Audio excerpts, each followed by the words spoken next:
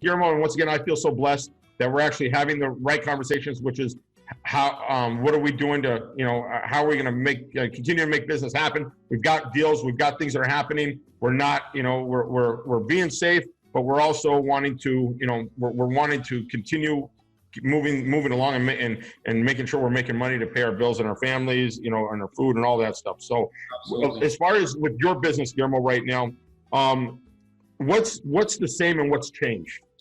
Well, first of all, I'd like to say that we're in the business, we're in the business of creating opportunities to generate wealth for our clients, right?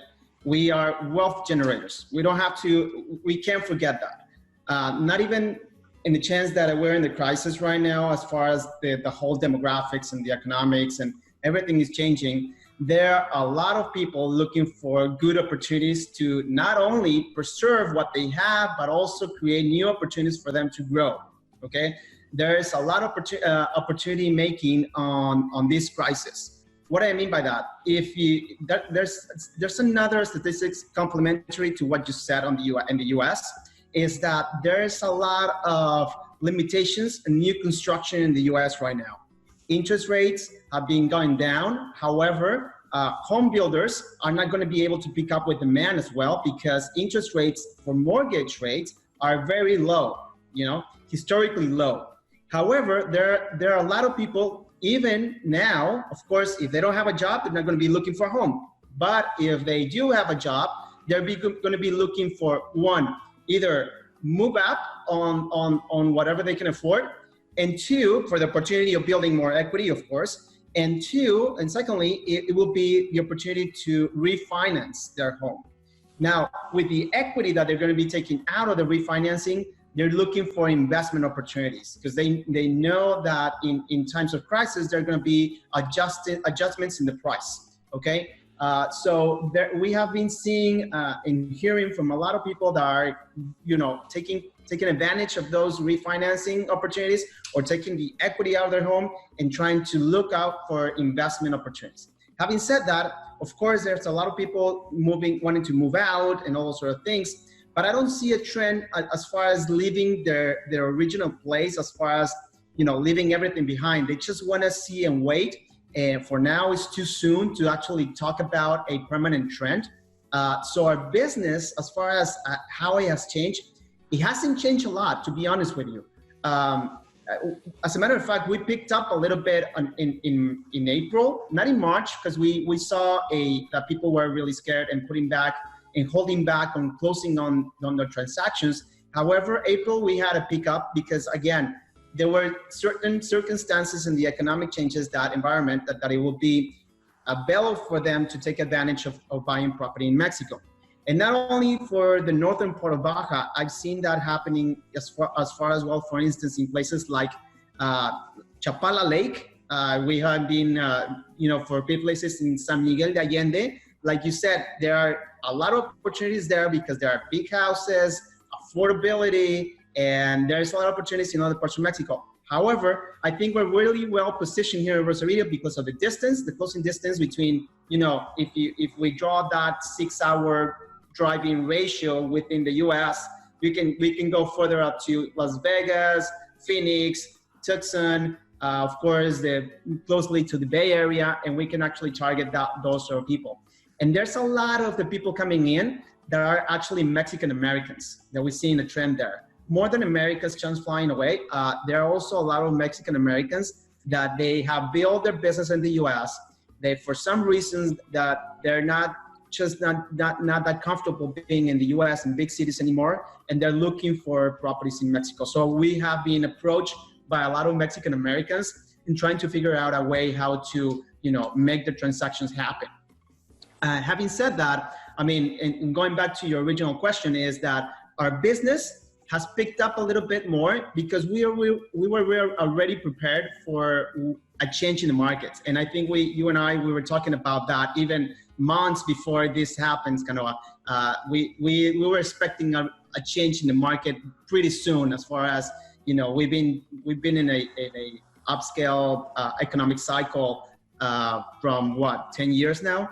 And what happened to us back in 2008, for all of us that we were in real estate back then, we know that real estate and the economy suffers cycles, right? So we were expecting that already. So on our business, we were having, pretty much cash reserves to, take into account whatever happens, if anything will happen. And we were going to be ready to actually prepare clients to have, video conference calls, to be ready to send out everything in digital form. Sometimes we don't even have clients coming into our office anymore. And we were really prepared for that before even the pandemic happened. But nevertheless, it has been an adjustment. All changes are uncomfortable, like you said before. And we really need to be open-minded and see how we can adjust to the different opportunities that this new economic environment will happen. I mean, it's all a matter of trying to get ahead of the game. And like they say in golf, just be sure that you're behind the ball all the time so you can actually swing it fast and hard. Okay, so that's my point of view as far as the changes. Guillermo, I think one of the things that we traditionally have seen is that when people start looking, there was a 2-year buying cycle. From the moment they started considering Mexico, it took them about 2 years to actually get down here and close. And so, I guess my hope is that we got a lot more people looking right now, and even if they speeded up that buying cycle, that means for the next year to 2 years, we could have potential sales coming in from all these new eyeballs that are looking down here. I don't think that there's going to be a rush to get people, in the next 2 months, but the relationships that we're building right now with all these new eyeballs, I think will be paying off for quite a while, for our city. And the other thing that I'm really excited about is that a lot of the people that were canceling, me and Kenny went through this before. During 2008, 95% of our pipeline disappeared and never came back. And it got worse, and it stayed worse for 5 years. Where we're seeing almost the opposite happening right now. The trends on traffic are going up. People that had either canceled, some of them are coming back. Some of them that are postponed are still wanting it. So for me, it's pointing in a good direction, at least for the potential of sales. It's not perfect. We still lost a good portion of our pipeline, but not as much as I thought it could have went away. Absolutely. And another statistics that draw my attention is Illinois, Chicago, right? Why Chicago? Think about it. And I like to see also your stats for New York. That's where the whole thing is happening right there. The most deaths, the most infections, people. But there's also a huge community of Mexican Americans in New York, as well as Chicago and the other big cities and states. And now, and most of the times, I don't see any surprises in Texas, for instance. Dallas, Austin, San Antonio, Houston. Those already have Mexican, a good demand for Mexican properties historically, right? California, of course, Arizona, but Chicago and New York are really interesting because for the East Coast, most of the people that look for property in the East Coast look for East Coast in Mexico as well. But for Midwest, like Chicago, is really interesting because there's a huge Mexican-American community there that just want out, like you said before. And that's it doesn't really surprise me, but it's kind of an interesting data point. As far as the difference between the 2008 crisis and now is that, remember that in 2008, 2009, it was really a liquidity crisis. It was a real estate crisis, basically.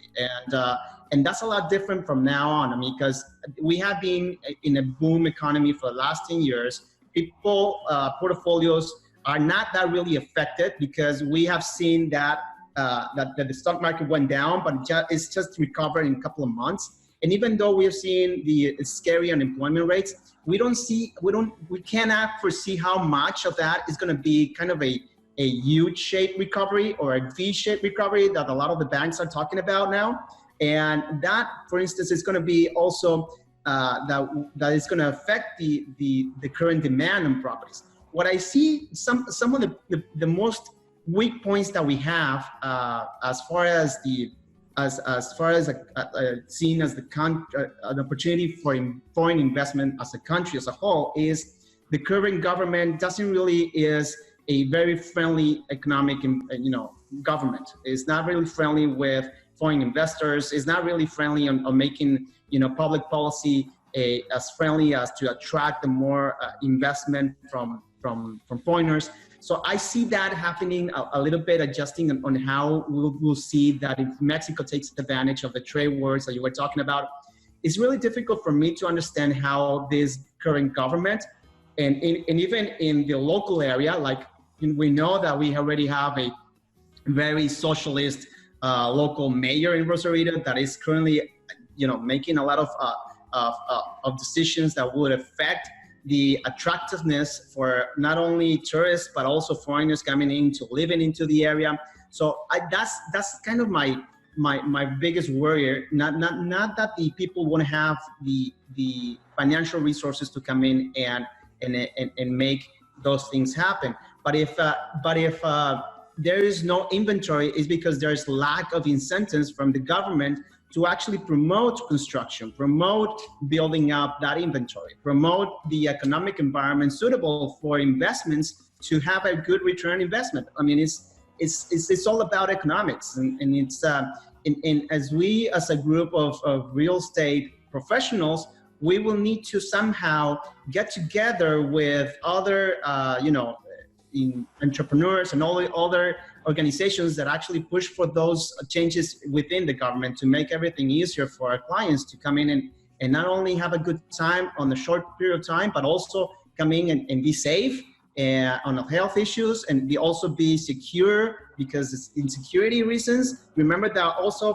from 2008, 2009, apart from the financial crisis, then came back the insecurity crisis in Rosarito and all the Baja, which all the kidnapping and all those issues that we had a bad reputation for. We don't want that to come back, and actually that's just a local problem that we have to address with the local government. So I see a lot of opportunities, but there's also threats that we need to be aware as real estate professionals.